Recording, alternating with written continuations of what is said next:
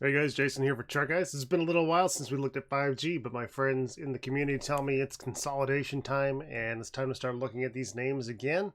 And they've just been requesting some videos, so why not show some 5G love and we'll do some more coverage of this beautiful, beautiful sector. So I'm going to start with the 5G ETF. I'm going to work through the names that we have worked through last time. We'll adapt the video if people prefer other names. We'll see how it goes. I'll take that direction from the TheChartGuys people themselves.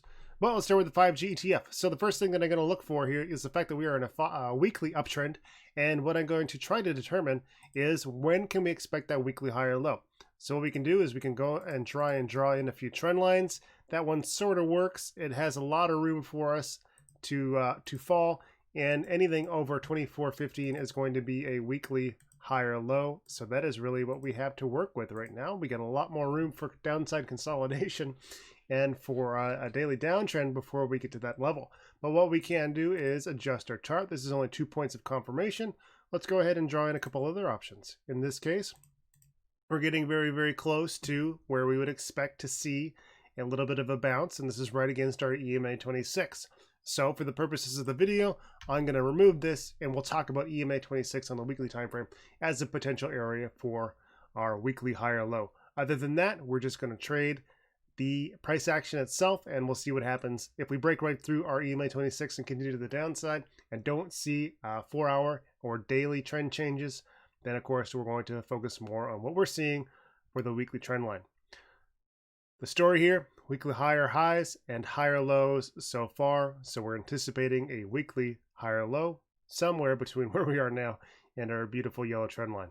On the daily time frame, we had a nice daily uptrend. We lost that in a pretty big way. Here's that loss, weekly or daily higher lows. And then we see a gap down. This would be a 4-hour bear flag if we really dug into it. We will. And we're seeing downside continuation. So on the daily time frame, we see a gap down. This is going to mean that bears are running out of steam a little bit. This is a daily reversal candlestick showing a little bit of strength. So it's not unexpected for us to see a little bit of a higher open tomorrow as bulls carry that forward. But at this point, I would expect nothing more than a daily lower high underneath the most recent push, which was, come on, mouse, right there at 26.73. So maybe a little bit of a gap up, maybe some strength, but expecting a daily high or low underneath 26.73 until we can confirm that weekly trend change is occurring. If we go to the 4-hour time frame, we can see lower lows, lower highs, 4-hour downtrend intact, and on the hourly time frame, we are still trending down. Anything underneath the last push to 26.25 is going to be a bearish continuation. So it's all bearish right now on the hourly, 4-hour, daily, and weekly time frame.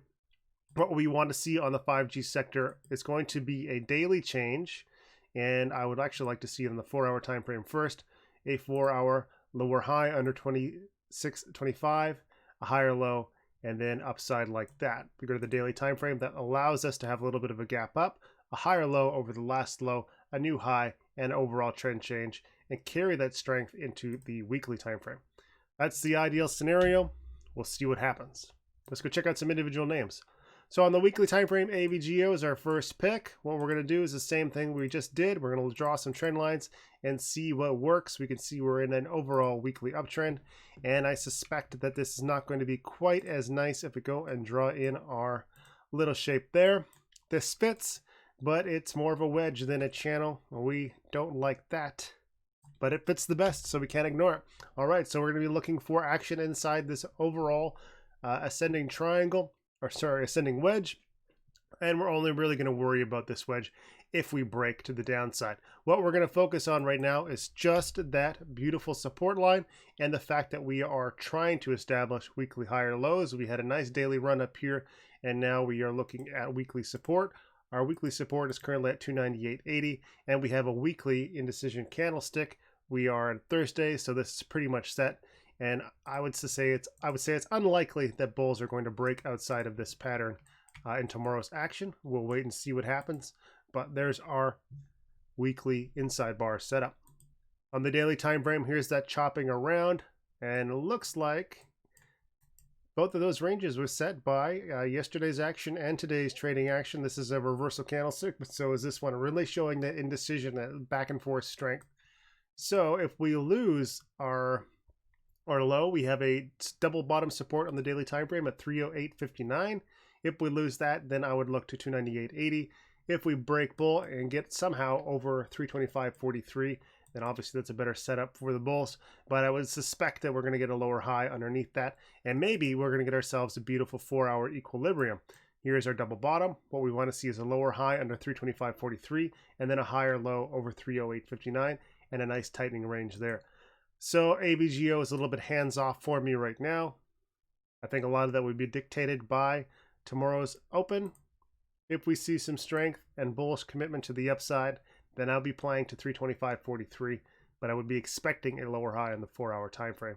So look for some weakness by the bulls and some reversal to continue that 4-hour equilibrium. On the weekly time frame for MRVL, same situation. We're going to look for a potential weekly support line, and in this case, I'm going to connect that with that, and it just tends to work out, which means if this is going to hold, bulls do not want to see anything under today's close going into tomorrow. In fact, we need to close a little bit higher than we did today. We're going to go and draw a parallel line, and that is going to contain the vast majority of our price action, so that is good. All right, what do we have for weekly support right now? We are looking to establish a weekly higher low at 24.17 over top of 23.39. What we're going to need to see is a daily trend change because, as I suspect, it's a big rush to the downside. And in fact, we may be getting close to oversold on the daily and the 4-hour. I suspect we're in the area of 35 RSI, 39.05, not too far off. But we're not oversold yet. We may have been as we approach to that 24.17. We'll see, but I'm going to guarantee, I shouldn't say guarantee, I feel pretty good that we're going to be oversold on the 4-hour time frame. Big volume coming in here. 24.17 is a must-hold level, and actually we need to close around $25 tomorrow to stay inside that weekly trend line. On the 4-hour time frame, it looks like we are facing that 4-hour downtrend, and based on the consolidation that I'm seeing, I'm no longer as confident about being oversold. There we are, 35.92. You can see that we have been hitting that oversold button a little bit. A tightening range here and almost a descending wedge on our 4-hour time frame. And we may even be looking at one on the hourly. But what we need to see for the 4-hour bulls is going to be a new high over top of 25.54. Bulls have the momentum right now going into the end of the day. Looks like we had a bearish attack with a double bottom, and now bears are no longer controlling the narrative. Now let's go see what that looks like on the hourly time frame, but bulls need to get over 25.54 for a trend change. The hourly time frame, here's that double bottom, very close to it. Bulls stepped it up, now testing EMA 26 resistance. They need to get over the top of that. They also have that hourly higher low, or I should say hourly support level at 24.17. So it is likely that we will see a lower high under 25.54 and then see ourselves a new higher low, and then change the trend like that. That's the most likely outcome at this point, which would change the hourly trend to the bulls, confirming that hourly trend change, and then helping us lock in a 4-hour trend change, which of course we can carry over to the daily time frame and lock in that beautiful weekly higher low that we need to see right there. That's MRVL. Not going to go into the 15-minute time frame. SWKS weekly time frame, not giving us as much clarity as we would like to see. We can see that we had a nice weekly uptrend, and now we're getting into an area of pretty big volatility. We can see that the ranges are opening up here, which is not the most ideal situation for our trading. If we do coil up over the next few weeks, we could get into a little bit of a diamond pattern, but in which case we're just going to be focusing on the tightening range anyway. Right now, weekly support is loose at 114.10. If we go to the daily time frame, we can see that we are not even setting a head and shoulders. We've just lost our daily uptrend in a pretty big way. Set a new daily lower high at 121.07. Indecision candlestick today on reasonable volume. No real support on the daily time frame until, well, I would say right here. And the reason I'm looking at that as a support level is I'm watching the bulls and the bears fight it out. It's obvious the bulls pushed all the way up. Bears retook the control of the situation, pushed the price down, and carried it as far as it could, 101.53 on December 10th. Below that, we do have a little bit here, 112.30. So it's possible we could see a flush down and maybe look for an oversold bounce. Not in the 4-hour time frame. I don't think we would be oversold by the time we got there. But it is a candidate area for an hourly reversal. We would have a 4-hour lower high and then a possible support at 112.30. If we go to the hourly time frame, how does that look? Not bad. We haven't changed the trend, so at this point we need to get over top of, I'm on mouse, 118.50. If we see a lower high under that point and a rejection from our EMA 26, what we're going to look for is a continuation of that hourly trend. Try to get some support at 112.30 and then see if we can get a trend change on SWKS. But so far it's the least favorite of the tickers that I'm seeing for my week macro analysis. A week-long macro analysis, I should say.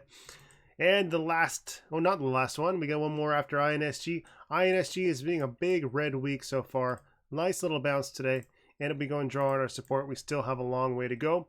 We have potential weekly higher low double bottom support at 646, and that is going to be a key level. If we lose that, then we've lost the overall weekly uptrend. We've lost higher lows on the weekly. We're consolidating in a pretty aggressive way. But if we lose 646, that's going to be a very possible change in trend on the weekly time frame.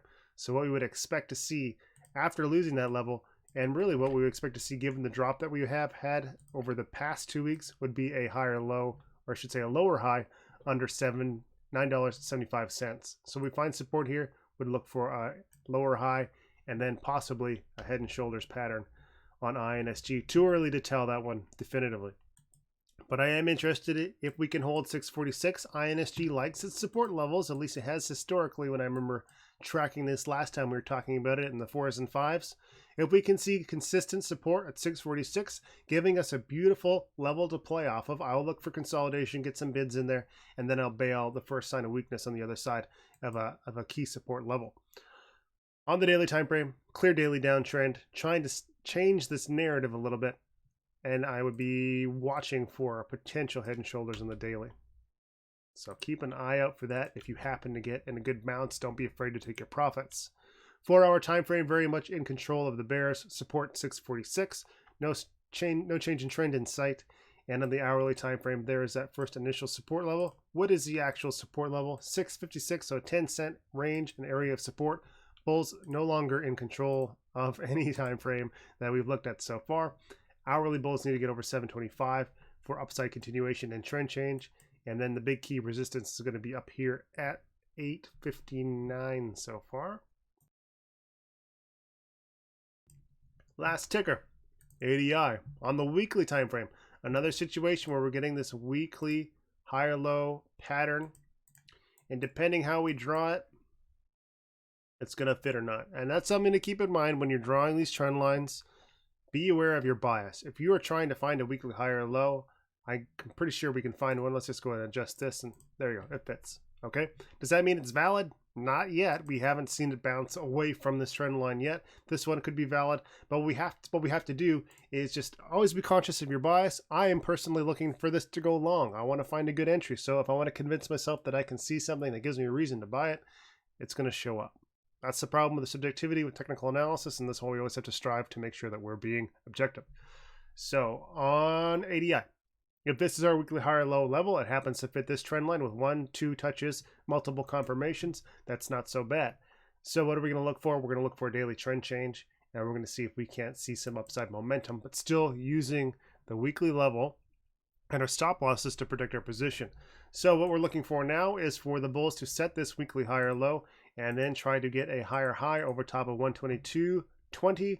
It is in a pretty good position, and I like the fact that on the weekly time frame we've moved so quickly. There's not going to be much in the way of daily resistance because of this gap. So on the daily time frame, there is that weakness, big drop down. I'm not sure if there's fundamental news backing this up, but big oversold bounce here, and now we're trending down, and this is the area for a nice reversal. You almost always get a bounce when you get really oversold, so that's likely what we're looking at with this green candlestick, and then a resumption of that downtrend into today's indecision candlestick. So we don't want to see the bears take out today's low of day. Ideally, we want to see a nice consolidation pattern inside tomorrow's early morning action, and then a break of high of day. 4-hour time frame. 4-hour downtrend, resistance sitting at 114.66, indecision candlestick, and a tightening range, not an inside bar. If we go to the hourly, here's that little bit of a bounce. So hourly oversold, and let's go pull up that RSI level. Oversold for a while. Pretty modest bounce, to be honest. Rejection from our EMA 26. I would have expected something more substantial than that, but we do have very clear resistance. 114.66 and 113.50 is that hourly higher low. Bulls need to maintain a base of support. Ideally, they will not see a low under 110.96, and we will find ourselves at hourly lower high under 113, and then hourly higher low over 110.96, then continued upside. Oh, that's a lot of charts.